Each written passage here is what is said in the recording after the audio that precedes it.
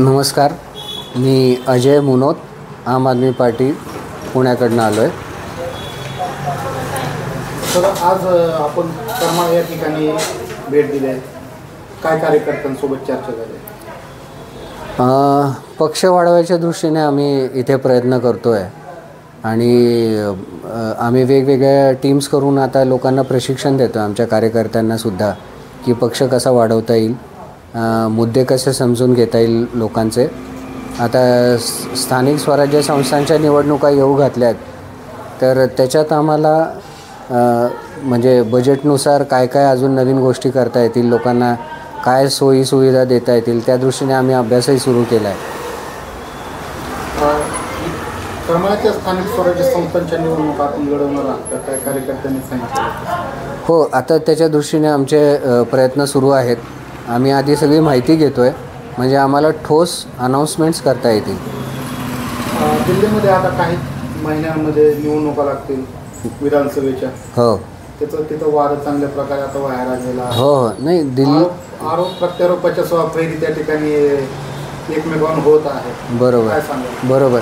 नाही, दिल्लीत तिथल्या लोकांना भ्रमित करता येतील असं काहीच नाही आहे. लोकांनी त्या वेगवेगळ्या ज्या योजना आहेत दिल्ली सरकारच्या, अरविंद केजरीवालांच्या, आम आदमी पक्षाच्या, त्यामुळे लोक खूप खुश आहेत आणि कुणी काही केलं तरी दिल्ली ही केजरीवालांचीच आहे.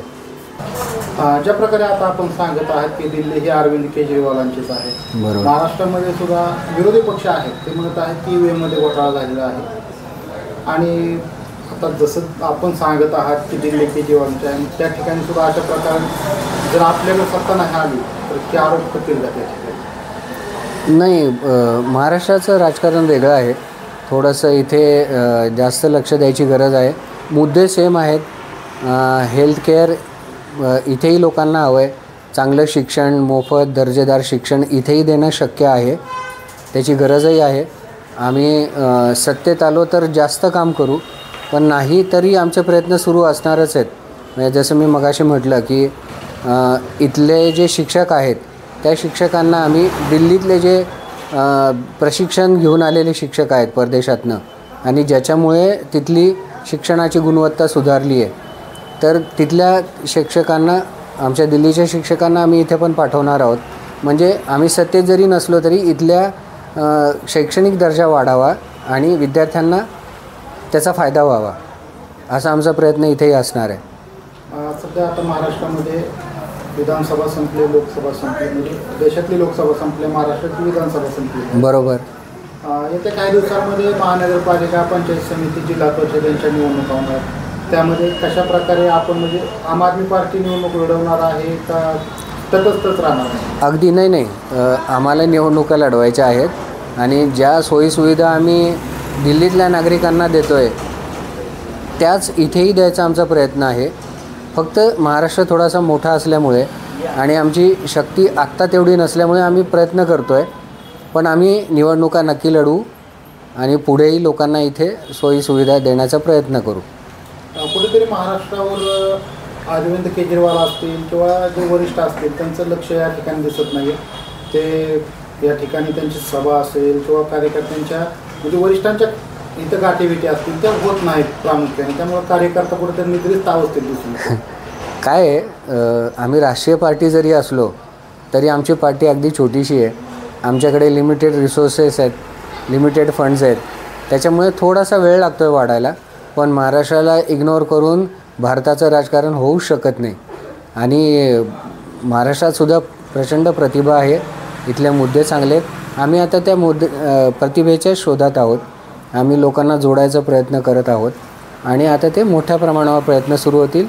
फक्त थोडंसं आता दिल्लीचं इलेक्शन आहे त्याच्यामुळे थोडंसं जरा प्रयत्न स्लो झालेत, पण दिल्ली जिंकल्यानंतर मग जोरात प्रयत्न सुरू होतील आणि ते सगळे बघतील.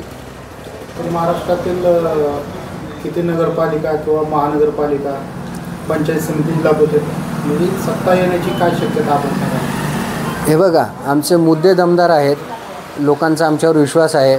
आम्ही हे सगळं आधी करून दाखवलं आहे, त्यामुळे आम्ही जे म्हणतो ते करू का नाही करणार ह्याबद्दल लोकांना शंका नाही आहे.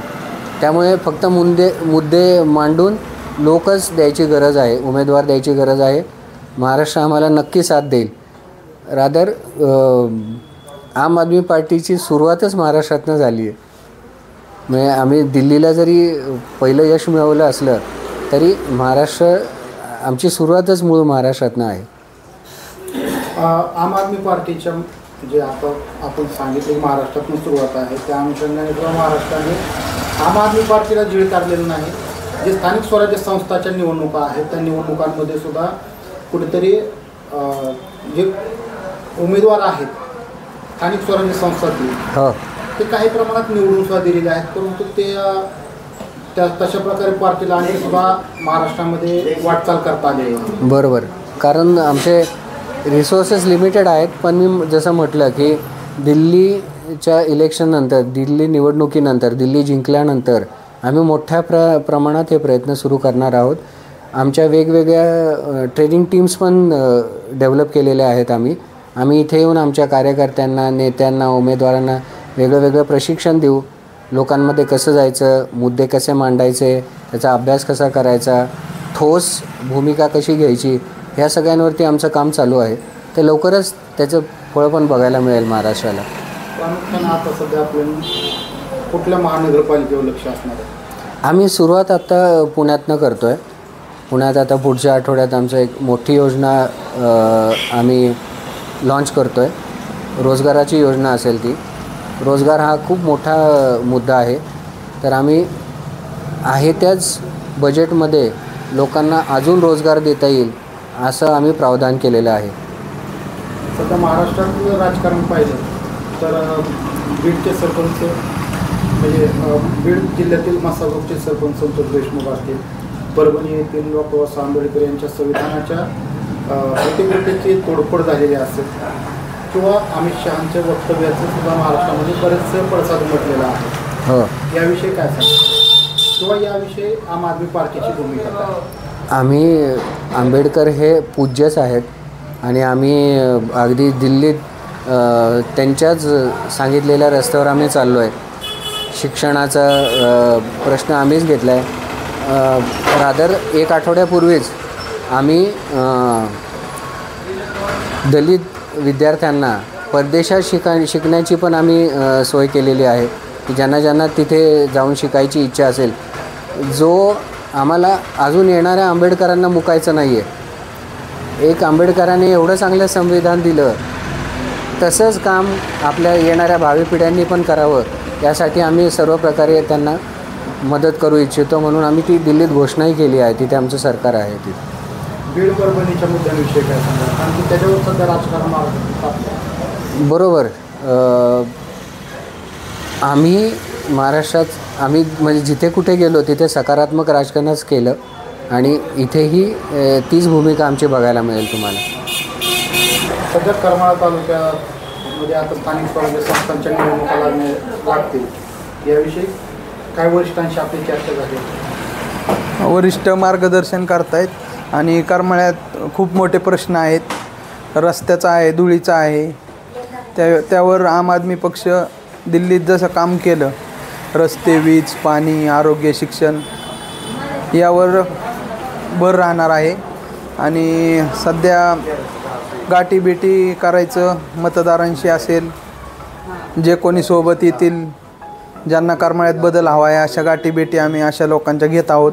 आणि सर्वजण मिळून आम्ही करमाळा स्वच्छ सुंदर करण्यासाठी, गटारी असतील, कचरा असेल, याचं सगळं व्यवस्थापन करण्यासाठी वरिष्ठांच्या मार्गदर्शनाखाली करमाळ्यात या योजना आम आदमी पार्टीच्या माध्यमातून आणि सर्व करमाळ्याकरांच्या सहकार्याने राबवण्याचं काम स्थानिक स्वराज्य संस्था या ठिकाणी लढवण्यासंदर्भात काय? स्थानिक स्वराज्य संस्थांच्या निवडणुका मोठ्या ताकदीने आणि सगळ्यांच्या सहकार्याने या ठिकाणी करमाळ्याचा विकास करण्यासाठी आपण लढवणार आहोत. स्वबळावर लढवणार की स्थानिक नाही, स्वबळावर जसा पक्षाचा वरून आदेश येईल त्याप्रमाणे काम आम आदमी पार्टीचं चालू राहील.